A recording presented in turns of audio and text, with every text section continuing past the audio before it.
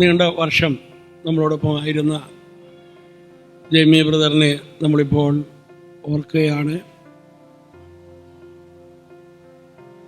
ജെയ്മി ബ്രദറിനെ കുറിച്ച് പെട്ടെന്ന് എൻ്റെ മനസ്സിലേക്ക് വരുന്നത്, ഈ ലോകത്തിൽ ഇത്രമാത്രം രോഗശാന്തിയുടെ അനുഭവം കണ്ട ഒരു വ്യക്തി വേറെ ആരെങ്കിലും ഉണ്ടോ എന്നെനിക്ക് സംശയമുണ്ട്.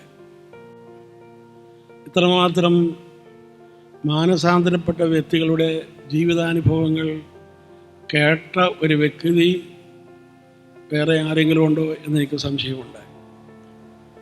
ഈ ധ്യാനമന്ദിരത്തിൽ വന്നിട്ടുള്ള, അതുപോലെ പോട്ടയിൽ വന്നിട്ടുള്ള അവരുടെയൊക്കെ ജീവിതത്തിൽ ദൈവം ചെയ്ത നിരവധി അത്ഭുതങ്ങൾ അത് പങ്കുവയ്ക്കുകയും അത് കാണുകയും കേൾക്കുകയും ഒക്കെ ചെയ്ത വ്യക്തിയാണ് ജെയ്മി ബ്രദർ.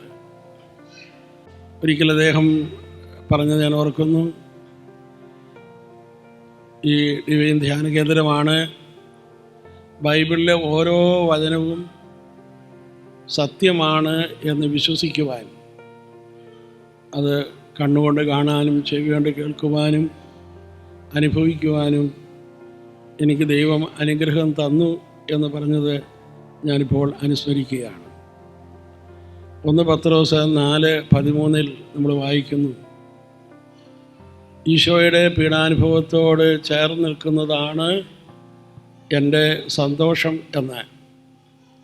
അതെ, ജീവിതത്തിൽ ദൈവം തന്ന സഹനത്തെ ഒരു ഉയർന്ന കാഴ്ചപ്പാടോടുകൂടി ഈശോയുടെ മനോഭാവത്തിൽ കാണാൻ അദ്ദേഹത്തിന് കഴിഞ്ഞിരുന്നു. തൻ്റെ ജീവിതത്തിൽ സംഭവിക്കുന്ന എല്ലാ കാര്യങ്ങളെയും തൻ്റെ ആത്മീയ വളർച്ചയ്ക്ക് വേണ്ടി അദ്ദേഹം കാണുകയും ഉപയോഗിക്കുകയും ചെയ്തിരുന്നു എന്നതാണ് ഒരു സത്യം. ഞാനധികം നീട്ടിക്കൊണ്ടു പോകുന്നില്ല. തീർച്ചയായിട്ടും ജെയ്മിയെ പോലുള്ള ഒരു ശുശ്രൂഷകൻ ഒരിക്കലും മരിക്കുകയല്ല ചെയ്യുക. സത്യം പറഞ്ഞാൽ അദ്ദേഹം ഭൂമിയിലെ മനുഷ്യരുടെ ആരാധനയിൽ നിന്ന് സ്വർഗത്തിലെ ആരാധനയിലേക്ക് അദ്ദേഹം മാറുകയാണ് ചെയ്തത്. അദ്ദേഹത്തിൻ്റെ മരണം അങ്ങനെ ഒരു പ്രാർത്ഥനാ ഗ്രൂപ്പിൽ നിന്ന് മറ്റൊരു പ്രാർത്ഥനാ ഗ്രൂപ്പിലേക്കുള്ള ഒരു മാറ്റം എന്ന രീതിയിലാണ് ഞാൻ കാണുന്നത്.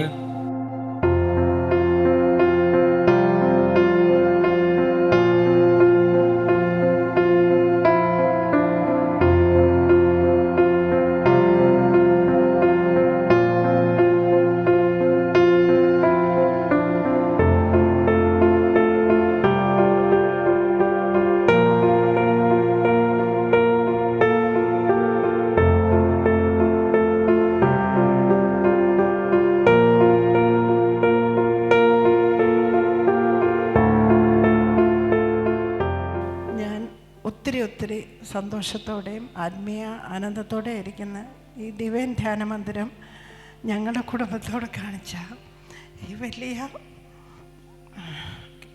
കാര്യങ്ങൾക്ക് നന്ദി പറയുന്നു. ഞാനിപ്പോൾ വളരെ ബ്ലെസ്ഡായിട്ടാണ് എനിക്ക് തോന്നുന്നത്. ഒരിക്കലും ജെയ്മി അത്രയും മനോഹരമായൊരു സ്ഥലത്തേക്ക് പോയി ഒത്തിരി ബുദ്ധിമുട്ടുകൾ ഞങ്ങളുടെ ജീവിതത്തിൽ ഇങ്ങനെ ഇങ്ങോട്ട്. ജെയ്മിക്ക് ഏറ്റവും പ്രധാനം ഡിവൈനായിരുന്നു. എന്ത് വില കൽപ്പിച്ചും അവസാനമൊക്കെ ഒട്ടും വയ്യായിരുന്നു. എന്നാലും എനിക്ക് ഡിവൈനിൽ പോകണം. ICU ചാടി പോന്നു. എനിക്ക് 12 മണിക്ക് ശുശ്രൂഷ ചെയ്യണം. തലേ ദിവസം മരണത്തിൻ്റെ അറ്റത്തുനിന്ന് ICU കയറ്റി പുറത്ത് എന്നിട്ട് അവർക്കൊക്കെ ദേഷ്യം വന്നു. എനിക്ക് 12 മണിക്ക് സ്റ്റേജിൽ കയറണം. ജെയ്മിക്ക് ഫുള്ള് ഡിവൈനായിരുന്നു.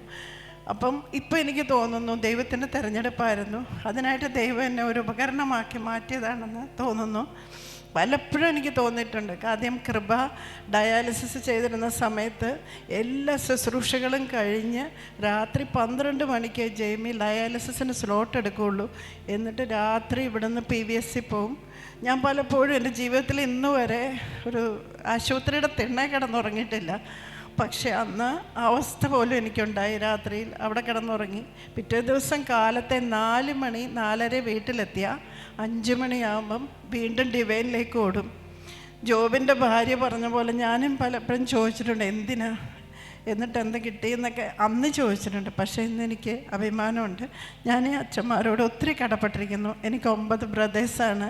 ആ ബ്രദേഴ്സിൻ്റെ കൂടെ എനിക്ക് ദൈവം തന്ന സഹോദരങ്ങളാണ്. എല്ലാവർക്കും ഔസേപ്പച്ചൻ ബ്രദറിനും എല്ലാവർക്കും പ്രത്യേകം നന്ദി. Praise the Lord.